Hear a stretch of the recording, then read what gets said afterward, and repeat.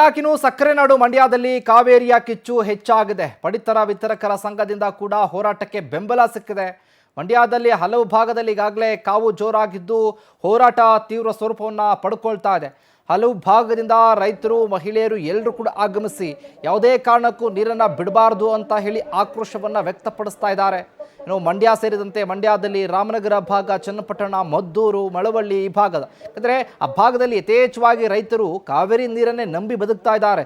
ಯಾವುದೇ ಬೆಳೆ ಬೆಳೆಯೋದಕ್ಕೂ ಕೂಡ ಇದೇ ನೀರು ಬೇಕಾಗುತ್ತೆ. ಇಂಥ ಸಂದರ್ಭದಲ್ಲಿ ನೀರನ್ನು ಬಿಡೋದಿಲ್ಲ ಅಂತ ಅಂದರೆ ಹೆಂಗೆ? ನಮ್ಮ ಕಾವೇರಿ, ನಮ್ಮ ನೀರು, ನಮ್ಮ ಹಕ್ಕು. ನಮಗೆ ಇಲ್ಲ ಅಂತ ಅಂದರೆ ಬೇರೆ ರಾಜ್ಯಕ್ಕೆ ನಾವ್ಯಾಕೆ ಕೊಡ್ಬೇಕದನ್ನು? ಫಸ್ಟು ನಮಗೆ ಹೊಟ್ಟೆ ತುಂಬಿಸ್ಕೊಳ್ಬೇಕಲ್ಲ, ನಾವು ಬೆಳೆ ಬೆಳಿಬೇಕಲ್ಲ. ನಮಗೂ ಜನ ಇದ್ದಾರೆ, ಜಾನುವಾರುಗಳಿದ್ದಾವೆ, ಹಸುಕರುಗಳಿದ್ದಾವೆ, ಕುರಿಮೇಕೆಗಳಿದ್ದಾವೆ. ಅವೆಲ್ಲವನ್ನು ನೀರು ಒದಗಿಸಬೇಕು, ಹೆಂಗೆ ಸಾಧ್ಯ ಆಗುತ್ತೆ ಅನ್ನುವಂಥ ಪ್ರಶ್ನೆ.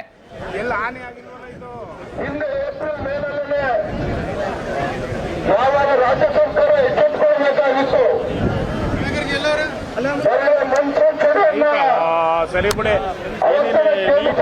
ನೀಡಿದ್ರು ಸಹ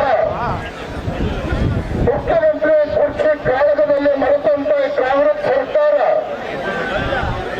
ರೈತರ ರಕ್ಷಣೆಯನ್ನ ಮಾಡಿದರೆ ರೈತರ ಬದುಕಿನ ಜೊತೆ ಚೆಲ್ಲಾಟ ಆಡಿರ್ತಕ್ಕಂಥ ನಾವು ನೋಡಿದ್ದೇವೆ.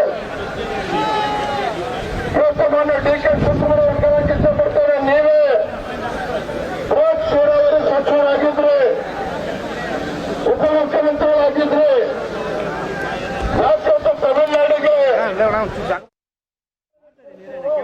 ಕಾಂಗ್ರೆಸ್ ಪಕ್ಷವನ್ನು ಇರುವುದನ್ನ ಈ ಸಂದರ್ಭದಲ್ಲಿ ಪರಿಸ್ಥಿತಿ ಈಗ ಈ ಸಭೆಯನ್ನು ಉದ್ದೇಶಿಸಿ ಮಾಜಿ ಸಂಸದೆ ಮತ್ತು ಜನಪ್ರಿಯ ನಾಯಕಿಯರಾದ ರಾಹುಲ್ ಗಾಂಧಿ, ಸೋನಿಯಾ ಗಾಂಧಿ ಮನೆ ಹೊರಗಡೆ ಕಾಯ್ತಾ ನಿಂತ್ಕೊಂಡಿದ್ರೆ ಕ್ಯಾಬಿನೆಟ್ ಎಕ್ಸ್ಪೆನ್ಷನ್ ಅಂತ ಹೇಳಿ ಅಲ್ಲಿ ಒಂದು ಬಾರಿ ಅವರನ್ನು ಕೂಡ ಮುಖ್ಯಮಂತ್ರಿಗಳಾಗಿ ಒಂದು ಬಾರಿ ಕೂಡ ಕಾವೇರಿ ಕುಲದ ರೈತರ ರಕ್ಷಣೆನ ಮಾಡಬೇಕು ಅಂತ ಹೇಳಿ ದೆಹಲಿನ ಕೂತ್ಕೊಂಡು ನ್ಯಾಯವಾದಿಗಳ ಜೊತೆ ಸಭೆಯನ್ನ ಮಾಡಲಿಲ್ಲ, ಮೀಟಿಂಗ್ ಅನ್ನ ಮಾಡಲಿಲ್ಲ. ಅಡ್ವೊಕೇಟ್ಸ್ ಜೊತೆಲಿ ಅವರು 16 ಬಾರಿ ಕ್ಯಾಬಿನೆಟ್ ಎಕ್ಸ್ಪೆನ್ಷನ್ ಅನುಭವಿಸಿದ್ರೆ ಇದು ಗೊತ್ತಾಗ್ತದೆ. ಮಾಡಿ ಮುಖ್ಯಮಂತ್ರಿಗಳೇ, ನಿಮ್ಮ ಕುರ್ಚಿಯನ್ನು ಉಳಿಸ್ಕೊಳ್ಳೋದಕ್ಕೆ ಹೊಸಲು ಬೇಕಾದಂತ ಎಲ್ಲಿಗೆ ಹೋಗ್ತೀರಿ? ಅದು ನಾಡಿಗೆ ಅವರು ತುತ್ತ ಅನ್ನ